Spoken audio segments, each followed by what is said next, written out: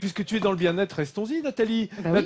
tu es partie dans le bien-être, moi je me laisse bercer. Moi, je suis partie dans le bien-être parce que je vous parle de sport à longueur d'année et c'est une évidence pour tout le monde que le sport, c'est bon pour la santé, y compris pour ceux qui souffrent de maladies chroniques, à tel point que certains médecins ne font plus que préconiser une activité, carrément, ils la prescrivent à leurs patients sur ordonnance. Quoi? Sur ordonnance comme un médicament? Exactement, comme un médicament avec comme effet secondaire des courbatures. À Issoire, on a un temps d'avance en matière de santé. Car ces personnes en plein cours de gym sont toutes atteintes de maladies chroniques. Pour faire face à ces maladies, la prise quotidienne de médicaments est indispensable. Mais vous allez voir que la pratique d'une activité physique peut améliorer leur quotidien. Et d'ailleurs, ce sont les médecins qui la prescrivent. Le sport sur ordonnance, une nouvelle forme de traitement qui a le vent en poupe. Allez, on croise devant en soufflant et on tire bien les bras à la hauteur des épaules. Mais ici, pas question de forcer sur un organisme qui lutte déjà contre la maladie. Les exercices sont adaptés. Il y a des temps de repos un petit peu plus longs. Je les envoie boire plus souvent. Voilà, autrement les mouvements restent les mêmes. Hein, et puis c'est de leur donner du plaisir tout en travaillant.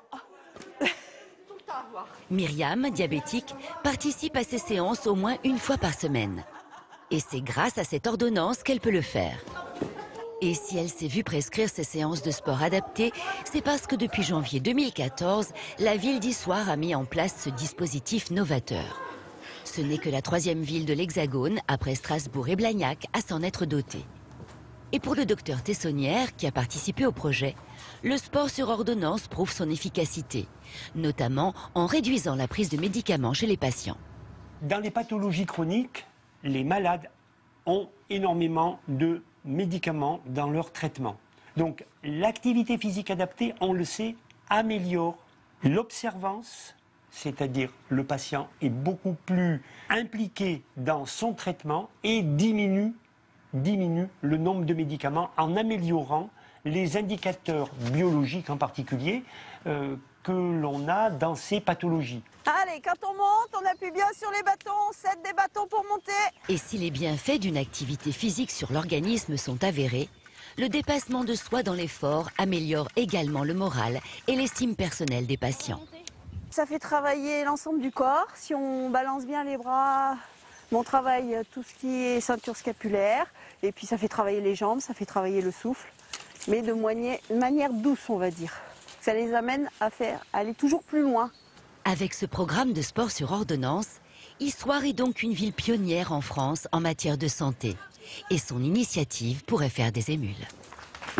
C'est vrai que cette initiative, elle fait des émules. Donc il y a Issoire et d'autres villes qui testent le sport sur ordonnance. Du coup, c'est une mesure qui a été présentée dans la loi de santé du mois d'avril et qui pourrait être prochainement votée par les députés. Le sport sur ordonnance, c'est important. On l'a vu dans le sujet. Ça réduit la prise de médicaments. Au-delà de la prévention qui paraît pour nous une évidence, hein, c'est vrai que ça aide à guérir mieux, entre guillemets. Et ça réduit aussi les risques de rechute du cancer, notamment du sein et du côlon. Ça peut aussi réduire, et là c'est un chiffre qui quand même parle, de 30% la fatigue qui est liée au traitement de chimiothérapie. Donc voilà, quand on fait du sport, on prévient, on guérit, on soulage. Mais est-ce que ça veut dire que si le sport est prescrit sur ordonnance, la sécurité sociale va nous rembourser les séances de sport? C'est justement, je pense, l'objet en ce moment de négociation. Ouais. Dans certaines villes, ce sont des associations créées pour ça qui prennent en charge ce sport sur ordonnance. Et je pense que ce sera ventilé entre la Sécu et les mutuelles.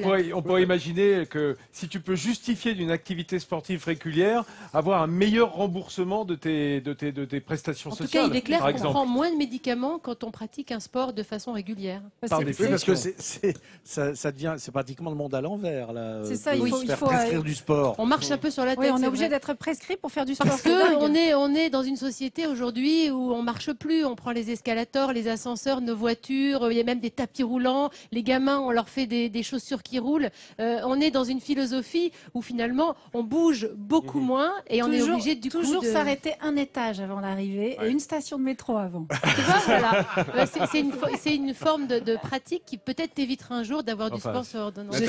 Si tu t'arrêtes un étage avant d'arriver, tu vas rentrer chez les voisins à chaque fois le soir.